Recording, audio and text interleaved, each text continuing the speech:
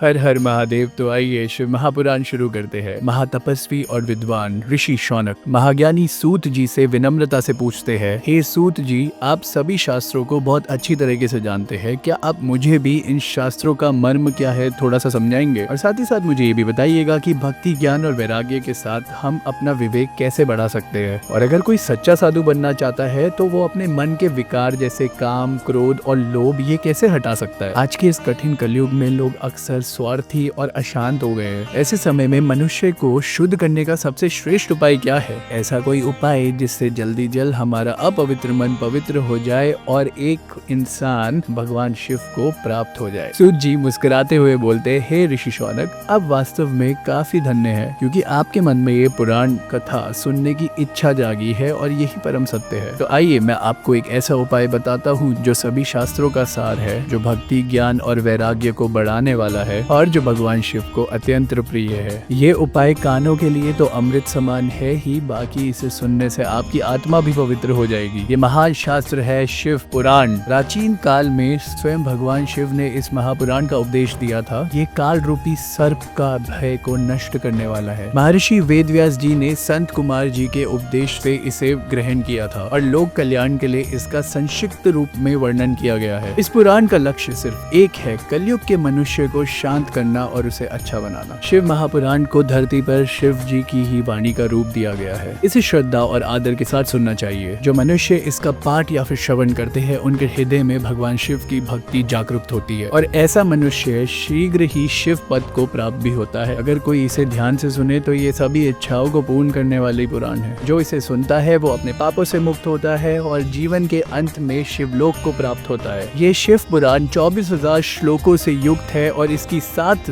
संहिताएं है। जो मनुष्य भक्ति, ज्ञान और वैराग्य के साथ श्रद्धा के साथ इसका श्रवण करता है वह परम गति को प्राप्त होता है। जो प्रतिदिन प्रेम से शिव पुराण पढ़ता या सुनता है वह निश्चय ही एक पुण्य आत्मा होता है। और ऐसा भी कहा जाता है कि जो इंसान अपने अंतिम समय में इस शिव पुराण का वर्णन करता है उसको अंतिम समय में भगवान शिव अपना स्थान देते हैं। जो प्रतिदिन शिव पुराण को पढ़ता है वो संसार में सारे के सारे सुख भोगता है और अंत में शिव को प्राप्त करता है। ये शिव पुराण निर्मल है, पवित्र है तथा लोक और परलोक दोनों में ही सुख प्राप्त करती है। ये पुराण धर्म, अर्थ, काम, मोक्ष चारों ही पुरुषार्थ प्रदान करती है। इसलिए मनुष्य को चाहिए कि प्रेम के साथ शिव पुराण का पाठ अवश्य करे। हर हर महादेव।